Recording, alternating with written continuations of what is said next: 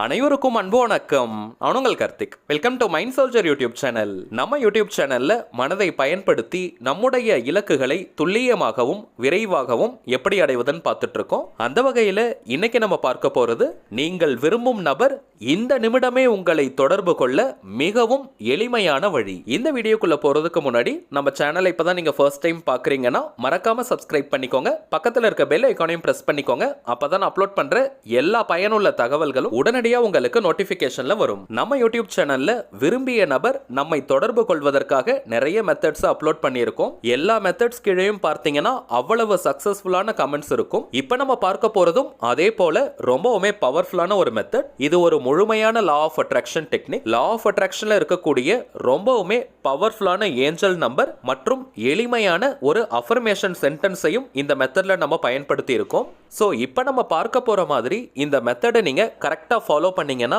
நீங்கள் விரும்பும் அந்த குறிப்பிட்ட நபர்கிட்ட இருந்து இமீடியட்டா உங்களுக்கு ஃபோன் கால் அல்லது ஏதாவது ஒரு வழியில உடனடியாக உங்களை தொடர்பு கொள்வாங்க. பொதுவாகவே ஒவ்வொரு நம்பர்ஸ்க்கும் பார்த்தீங்கன்னா தனித்துவமான ஆற்றல்களும் சக்திகளும் இருக்கு. ரெகுலரா ஒரு நம்பரை எடுத்துக்கிட்டு அதை நம்ம யூஸ் பண்ணிக்கிட்டே இருந்தோம்னா அந்த நம்பருக்குரிய ஆற்றல்களும் சக்திகளும் நமக்கு கிடைக்கும். சில செட் ஆஃப் நம்பர்ஸை பிரிச்சு அதை ஏஞ்சல் நம்பர்ஸாக ஐடென்டிஃபை பண்ணி வச்சிருக்காங்க.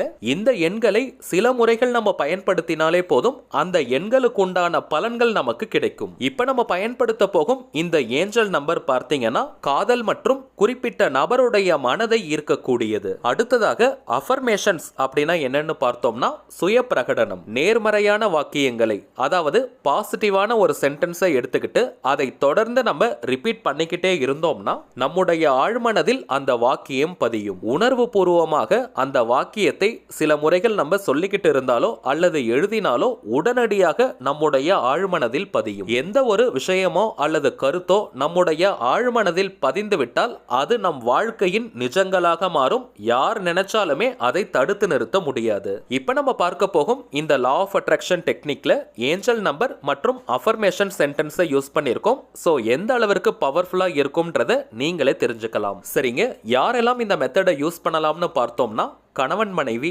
காதலர்கள், நெருங்கிய நண்பர்கள், உறவினர்கள், உடன் பிறந்தவர்கள்னு உங்களுக்கு நெருக்கமாக இருக்கக்கூடிய அத்தனை நபர்களுக்கும் இந்த மெத்தடை நீங்க யூஸ் பண்ணலாம். யாருன்னே தெரியாத நபர்கள், அறிமுகமில்லாத நபர்களுக்கு இந்த டெக்னிக்கை நீங்க யூஸ் பண்ண முடியாது.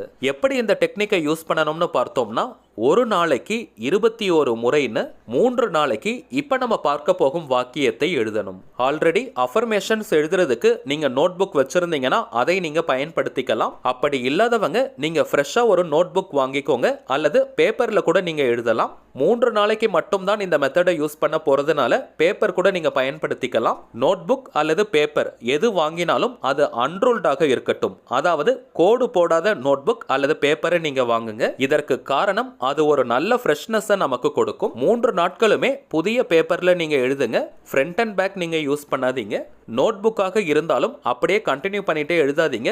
தினமும் ஃப்ரெஷ்ஷான ஒரு பேஜ்ல எழுதுங்க. இது ஒரு முழுமையான லா ஆஃப் அட்ராக்ஷன் மெத்தடா இருக்கிறதுனால எந்த நாள் எந்த கிழமை வேணாலும் நீங்க எழுதலாம். பெண்களாக இருந்தாலும் நீங்க பிரேக் எடுக்கணும்னு அவசியம் கிடையாது. காதலர்கள்னு வரும்பொழுது லவ் பிரேக்கப்ல இருக்கிறவங்க மற்றும் ஒன் சைட் லவ்ல இருக்கிறவங்களும் இந்த மெத்தடை நீங்க யூஸ் பண்ணலாம். பிரேக்கப் லவ்ல இருக்கிறவங்க மற்றும் பிரிந்து வாழும் உறவுகளுக்காக இந்த மெத்தடை நீங்க யூஸ் பண்றீங்கன்னா ரிசல்ட் கிடைக்கிறதுல கொஞ்சம் காலதாமதம் ஆகலாம். ஏன்னா ஃபர்ஸ்ட் அந்த இடத்துல ஒரு ஹீலிங் நடக்கும். அதற்கு பிறகுதான் அந்த குறிப்பிட்ட நபர் உங்களுக்கு ஃபோன் கால் பண்ணுவாங்க அல்லது ஏதாவது ஒரு வழியில உங்களை தொடர்பு கொள்வாங்க. பிரிந்து வாழும் உறவுகளாக இருந்தாலும் சரி அல்லது நார்மல் ரிலேஷன்ஷிப்ல இருக்கிறவங்களாக இருந்தாலும் சரி 3 நாளைக்கு இந்த மெத்தடை யூஸ் பண்ணாலே போதும். நெக்ஸ்ட், எந்த கலர் பென்ல இந்த வாக்கியத்தை எழுதணும்னு பார்த்தீங்கன்னா நார்மல் ரிலேஷன்ஷிப்ல இருக்கிறவங்க, அதாவது எந்த விதமான பிரச்சனைகளும் இல்லாதவங்க கிரீன் கலர் அல்லது ப்ளூ கலர் பென்ல இந்த வாக்கியத்தை எழுதுங்க.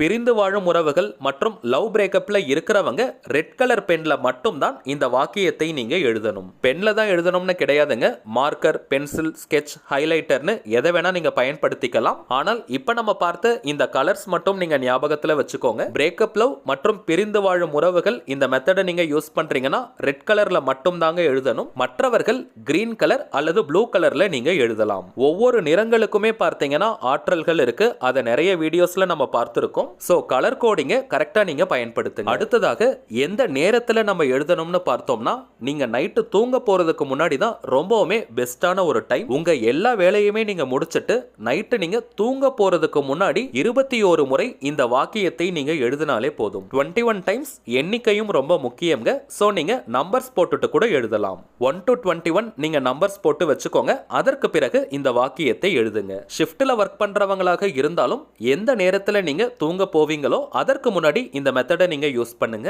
இப்போ நம்ம பார்த்த நேரத்தை பயன்படுத்த முடியாதவங்க எந்த நேரத்தில் நீங்கள் ரொம்பவுமே ரிலாக்ஸ்டாக ஃப்ரீயாக இருப்பீங்களோ அந்த நேரத்தையும் நீங்கள் யூஸ் பண்ணிக்கலாம். உங்களை யாருமே டிஸ்டர்ப் பண்ணாத மாதிரியான நேரமாக பார்த்து யூஸ் பண்ணுங்க. மேலும் நீங்கள் எழுதும் பொழுது உங்களை யாருமே பார்க்க கூடாது. யாராவது உங்களை பார்த்துக்கிட்டே இருந்தாங்கன்னா உங்களுடைய கவனம் சிதறும். அதனால தாங்க யாருமே பார்க்காத நேரத்தில் இந்த வாக்கியத்தை நீங்க எழுதுங்க. உங்களை பார்த்தாலும் அவங்க யாரும் உங்களை டிஸ்டர்ப் பண்ண மாட்டாங்கன்னா நீங்க தாராளமாக எழுதலாம். எளிமையான வாக்கியமாக தாங்க இருக்கும். அதனால ரொம்ப வேகமா நீங்க எழுதாதீங்க. நிறுத்தி நிதானமா பொறுமையா நீங்க எழுதணும். ஒவ்வொரு முறையும் இந்த வாக்கியத்தை நீங்க எழுதும் பொழுது யாருக்காக இந்த மெத்தடை நீங்க யூஸ் பண்றீங்களோ அந்த குறிப்பிட்ட நபரை மனதார சந்தோஷமா நினைச்சுக்கிட்டே நீங்க எழுதணும். அந்த குறிப்பிட்ட நபர் அட் பிரசன்ட் கரண்டா உங்க கூட தான் இருக்காங்க. நீங்க 2 பேரும் ரொம்ப சந்தோஷமா இருக்கீங்கன்ற மனநிலையில இந்த வாக்கியத்தை எழுதணும். கவனத்தை வேற எங்கேயாவது வச்சுட்டு ஒரு மிஷன் போல இதை எழுதுறதுனால எந்தவித பயனும் நமக்கு கிடைக்காது. எந்த அளவிற்கு நீங்க உணர்வு பூர்வமா அந்த குறிப்பிட்ட நபரை நினைச்சிட்டே இந்த வாக்கியத்தை எழுதுறீங்களோ மின்னல் வேகத்துல உங்களுக்கு ரிசல்ட் கிடைக்கும். இன்னும் சொல்ல போனால் நீங்க 21 முறை எழுதி முடிக்கிறதுக்குள்ளேயே அந்த குறிப்பிட்ட நபர் உங்களை கான்டாக்ட் பண்ணுவாங்க. சரி வாங்க அந்த வாக்கியம் என்னன்றதை பார்க்கலாம். நம்ம டிஸ்பிளேல கூட தெரியுது பாருங்க. 222 I am open to receive call from X.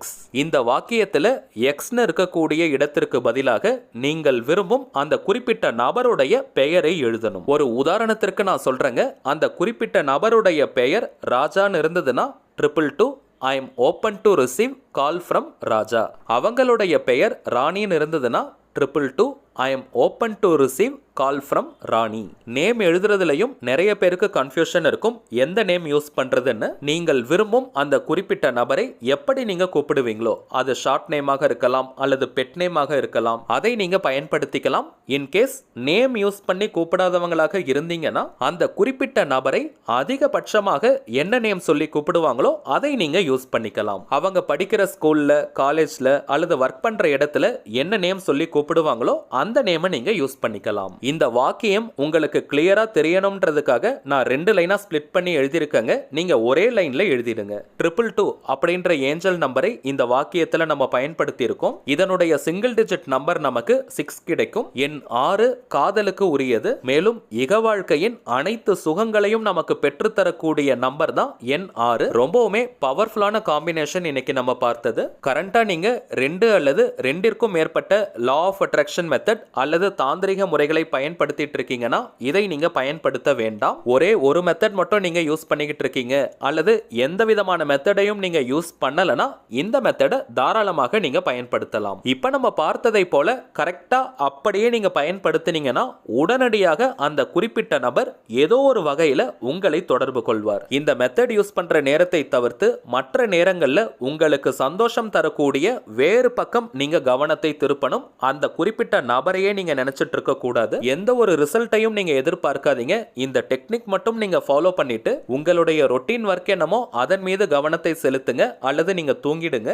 Method use பண்ற நேரத்தை தவிர்த்து எந்த அளவிற்கு உங்களுடைய கவனத்தை நீங்க சந்தோஷம் தரக்கூடிய வேறு பக்கம் திருப்புறீங்களோ அந்த அளவிற்கு வேகமா ரிசல்ட் உங்களுக்கு கிடைக்கும். ஒரே நாள்ல உங்களுக்கு ரிசல்ட் கிடைச்சிருச்சுன்னா இந்த மெத்தடை நீங்க கண்டினியூ பண்ண வேண்டிய அவசியம் கிடையாது. அதே போல எக்காரணத்தை கொண்டும் அந்த குறிப்பிட்ட நபர்கிட்ட இப்படி ஒரு மெத்தடை நீங்க ஃபாலோ பண்ணீங்க அதனால தான் உங்களுக்கு கால் வந்துச்சுன்னு அவங்க கிட்ட நீங்க ஷேர் பண்ணவே கூடாது. முழு நம்பிக்கையோட தைரியமா இந்த மெத்தடை யூஸ் பண்ணி பாருங்க. இமிடியேட்டா உங்களுக்கு ரிசல்ட் கிடைக்கும். சரிங்க, அவ்வளவுதான் இந்த பதிவு. நிச்சயமா உங்களுக்கு பயனுள்ளதா இருந்திருக்கும்னு நினைக்கிறேன். மேலும் இந்த வீடியோ உங்களுக்கு பிடிச்சிருந்தா மறக்காம லைக் பண்ணுங்க. நம்ம சேனலையும் சப்ஸ்கிரைப் பண்ணிக்கோங்க. தேவைப்பட்டுச்சுன்னா உங்க ஃப்ரெண்ட்ஸ் அண்ட் ஃபேமிலிக்கு இந்த வீடியோவை ஷேர் பண்ணுங்க. அடுத்ததா இன்னொரு முக்கியமான தலைப்போட நான் உங்களை சந்திக்கிறேன். என்றும் அன்புடன் கார்த்திக். நன்றி.